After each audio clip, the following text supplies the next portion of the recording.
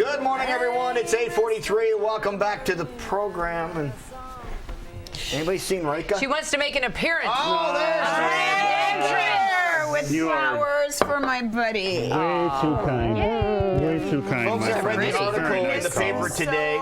Very pretty. I said, oh, Rekha just wrote that. No, seriously, they are very good friends, folks, and they are on opposite ends of issues often. Well, we are, They're but I pretty. have to say it has been such a pleasure communicating with you on the set here, Jason, because you're just such a cool guy. You're just a class act. You never get shrill. We can disagree about stuff, but you're always agreeable. And you're just fun and sweet. And what a great article. Thank you. That you wrote this morning. And to be totally honest, I don't normally read the complete article. What? Nope, I do not. What kind of a I'm thing not a is big that? reader. Now, see, I'm going to write one dissing you tomorrow. No, because I'm you're not a jerk he is. seriously, I'm not a big reader, but I read every word of it. Did you really? Yeah, Okay, so and it what was very well done. Well, thank you. Well, in case people aren't familiar with what you're talking about, if you'd like to talk a little bit about today's Yes, okay. opinion So column. the headline of the column today is How I Found Civility on TV, and that's supposed to be ironic. Because civility is not where you typically is not typically found on television, especially as we're sort of siphoning off into left-wing TV and right-wing TV, Right. and everybody's screaming at each other.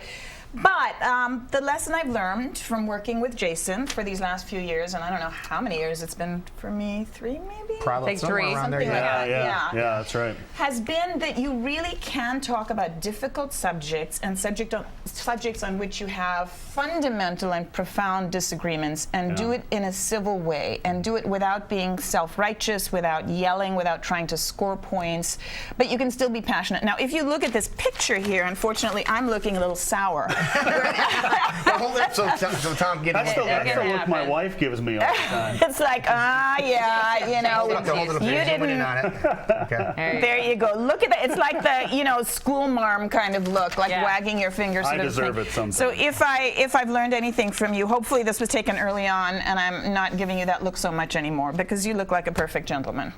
But you made some really interesting comparisons in here, which I thought really hit the nail on the head. Yeah, so like I was talking about the Supreme Court justices. Correct. Okay, so one thing that I think a lot of people may not realize is that Justice Ruth Bader Ginsburg, Supreme Court Justice, who was one of the most liberal justices on the court, was best friends with Antonin Scalia, who died recently, and she And he was once on the talked in an opposite side He was of on the the fence. right. He was extremely conservative. He represented the conservative wing of the court, and she talked on an interview once in Washington about how she had just written a majority opinion about something. She didn't say what the case was, and he presented her his opposing opinion before she had actually made it public.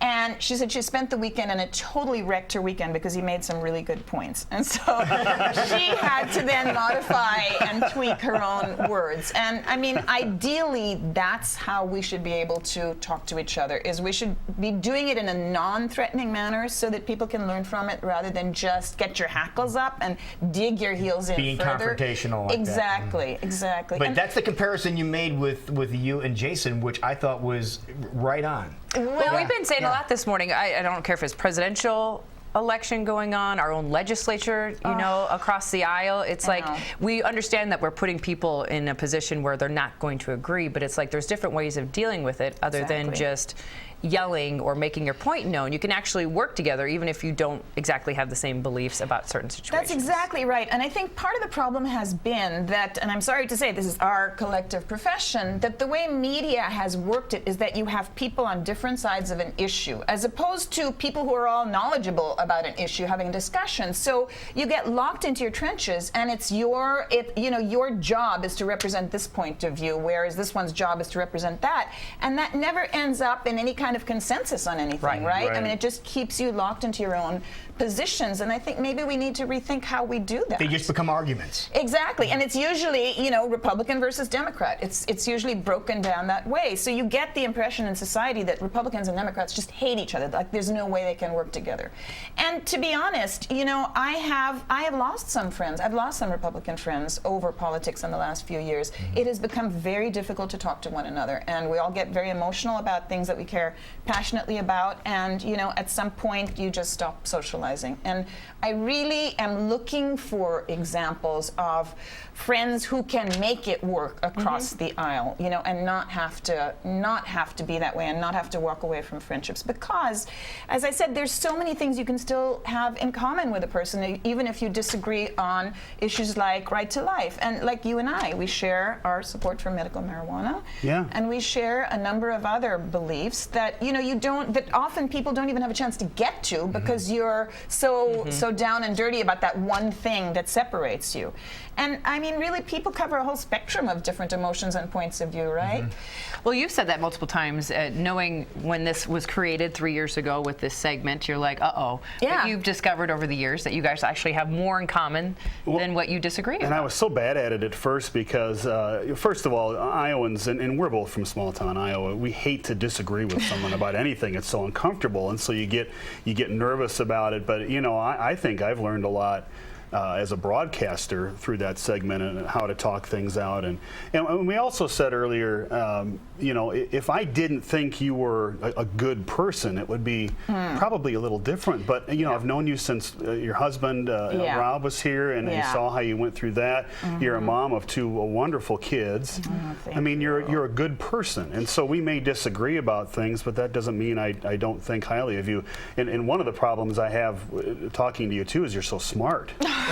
Jason, that's not true. It's all a ruse. You know, Thank you, though. so I've learned a lot too. I think. So. Well, no, I think that's really actually very core to the whole subject. Is that people are fundamentally? I mean, some people are just fundamentally good people, and yet there's this profound mistrust out there that if you think these ways, you must not be a good person. You must be a hard-nosed capitalist who doesn't care because of about one or poor two people. beliefs, one or two Because of hardcore certain beliefs. Yeah. exactly. Or you must hate women. You know, for example, on the choice issue.